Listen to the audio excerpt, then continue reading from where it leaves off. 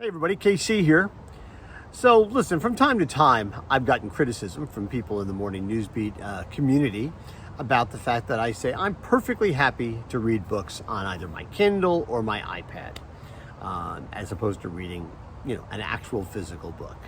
And listen, for me, what really makes a book are the words, the paragraphs, the sentences, the ideas, right? That's what really makes up a book. I'm not particularly worried about the form in which I read it. So if it makes sense to read it electronically, I'm totally cool with that.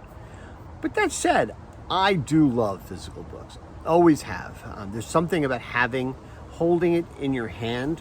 I've got like a stack here that I've been working on. I just finished the new Reed Hastings book, No Rules, Netflix and the Culture of Reinvention. Finished a lovely little novel called The Golfer's Carol by a guy named Robert Bailey.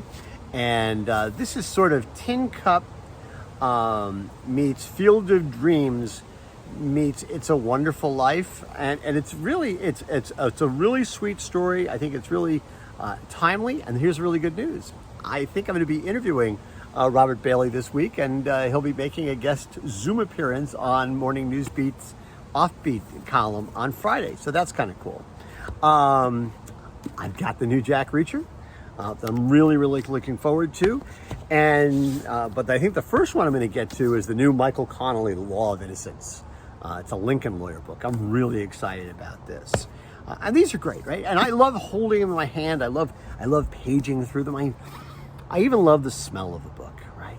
And it's interesting because, when you think about books, they do have a smell to them. And a really good bookstore has a smell to it. And it's funny, I hadn't really thought about it. I had always thought that there was sort of a sense to a bookstore, S-E-N-S-E. But there's also, when you think about it, sense, S-C-E-N-T-S. What makes me think about the sense of a bookstore is the fact that Powell's, the great Portland, Oregon-based independent bookstore, has come out with their own fragrance. Right? Now listen, Powell's, like a lot of bookstores, has had its real tough year. They're trying to figure different ways to do things that are going to generate interest, generate business. So they've come up with a new fragrance. You can be worn by men or by women.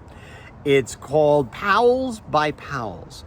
And it's fascinating. And according to the CNN story, it says that it has a hints of violet, wood, and biblichor. Now, I gotta be honest with you, I had to look up what biblichor meant because I had no idea. It is quite literally the scent of an old book, the aroma of an old book. I didn't know there was even a word for that.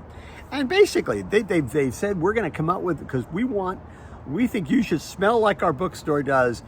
They put this thing out there. They've already taken more than 1,200 orders. It's been so successful, they had to place a second order with their distributor, their supplier, to get more of this stuff. And it's really fascinating. And listen, bookstores are about discovery. And I suppose a really nice scent, a nice perfume, a nice aftershave, that has a sense of discovery about it as well. And I just have to say, I think this is really interesting. I think it's really smart. We've had stories recently about how bookstores like the Strand in New York and bookstalls of Paris are having trouble simply because they're not getting the kind of foot traffic that traditionally they would get. People are not going to stores the way they used to. It's important to find new ways to be creative, to be innovative, to kind of reach out and grab your customer, by the hand, by the arm, and in this case, by the nose. Kudos to Powell's. Once again, they've totally blown me away with a really good idea, and I may have to order this. Apparently, it does come in 1-ounce bottles. It's set inside a faux book that can be put on display, and it costs $24.99. So there you go, and you can buy it online. You don't actually have to go to their physical store to get it. Go figure. Anyway, that's what's on my mind this morning, and as always, I want to hear what's on your mind.